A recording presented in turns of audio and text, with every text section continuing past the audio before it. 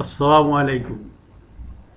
Today I will discuss about interpretation of OGT and bench test. How are my students? Inshallah, now I will start.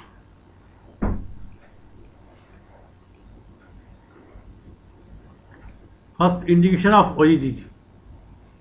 Why we should do OGT?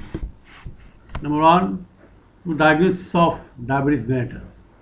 Number two, diagnosis of GDM, that means gestational diabetes mellitus. Diagnosis of IGT, that means impaired glucose tolerance. Number four, evaluation of the patient with unexplained nephropathy, retinopathy, and neuropathy. Now I am discussing about the preparation of patient for OGTT. How we prepare the patient? Number one, the patient who is scheduled for OGTT is instructed to eat high carbohydrate diet, at least 300 grams per day for 3 days prior to the test. Number two, drugs which have influence in glucose metabolism should be restricted, as for example, oral pill, glucocorticoid, thiazide diuretics. Then number three, the test should be done after a overnight fast, at least for 8 to 12 hours. Number four, allow to sit calm and quiet for 20 to 25 minutes. Number five, individuals should not eat food, drink coffee or alcohol during test procedure. Number six, vigorous exercise or cigarette smoking should be avoided during the test procedure. Now we will start the procedure. First, fasting venous blood sample with corresponding urine sample taken. Then 75 glucose dissolved in 300 ml of chilled water as given to the patient by mouth should be taken within 5 to 6 minutes. Here we should be careful that why patient should take chilled water. Chilled water means cold water, because chilled water can prevent vomiting tendency. Sometimes without chilled water patient can develop vomiting tendency. If patient vomited, then testosterone should be gone. So as a result, we should use chilled water. Number three, blood and urine strain are collected at half-hourly intervals for at least 2 hours. Then interpretation of OGTT. First, diabetes mellitus is diagnosed if symptom of diabetes and random plasma glucose is equal to or more than 11.1 millimole per liter or 200 milligram per deciliter. If fasting blood glucose is equal to or more than 7.0 millimole per liter or 126 milligram per deciliter, or 2 hours after glucose 11.1 millimole per liter equal to 11.1 millimole liter or more, or 200 milligram per deciliter. Interpretation of OGT. Then about gestational diabetes.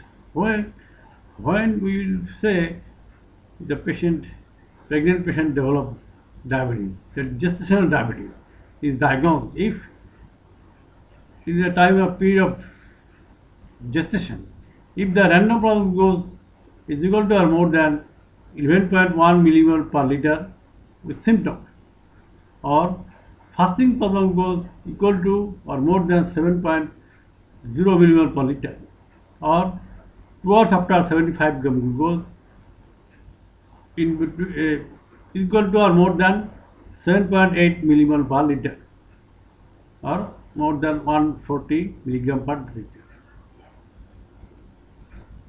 Then what is impaired fasting glucose? If fasting blood glucose in between 6.1 to 7.0 millimole per liter or 110 to 126 milligram per deciliter, then it is called impaired fasting glucose. Then impaired glucose tolerance. 2 hours after 75 gram oral glucose load, plasma glucose in between 7.8 to 11.1 millimole per liter or 140 to 200 milligram per deciliter. This is called impaired glucose tolerance. Then about renal glycosuria. It is a non-diabetic condition. We know normal renal sugar level is 10 millimole per liter. That means up to blood glucose level 10 millimole per liter, then in normal condition, when blood glucose level up to 10 millimole per liter, no glycosuria. But in renal glycosuria, due to defect in kidney, the glycosuria developed before arriving the blood glucose level 10 millimole per liter. Then it is called renal glycosuria. That means no hyperglycemia but glycosuria. It is a non-diabetic condition. Then about alimentary glycosuria. It is also a non-diabetic condition. In normal individual, show an rapid rise in blood glucose following oral load, but the level quickly falls within 2 hours. That means fasting is normal and 2 hours after blood glucose is normal. But in between high rise of plasma glucose and glycosuria. This occurs in two conditions. Number one, partial gastrectomy. Number two, hyperthyroidism. Then hyperglycemia in glycosuria. In long-term diabetes, renal threshold level is increased. As a result, hyperglycemia occurs without glycosuria. That means hyperglycemia but no glycosuria. It's called hyperglycemia in glycosuria. Now about microalbuminuria. Microalbuminuria is the presence of albumin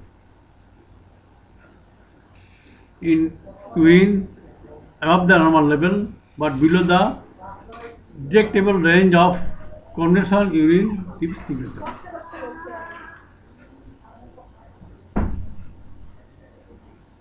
Urine albumin level, urine microalbumin level range 20 to 200 mg per liter or 30 to 300 mg per day. Methods of microalbuminuria estimation is ELISA and RIA method. This is an important condition because in diabetic patient, if there is microalbuminuria, it is a condition to save the kidney. But if macroalbuminuria start, then we cannot save the kidney. As for this, we follow microalbuminuria in diabetic patient.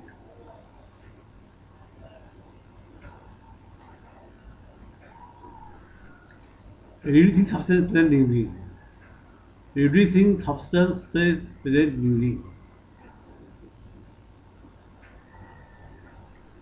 Sugar substance, glucose, lactose, pentose, fructose, galactose. A non-sugar reducing substance, homogenetic acid, nalidixic acid, cephalosporin, ascorbic acid, aspirin. Methods of reducing substance estimation: Benedict test and glucose resistive test. Interpretation of Benedict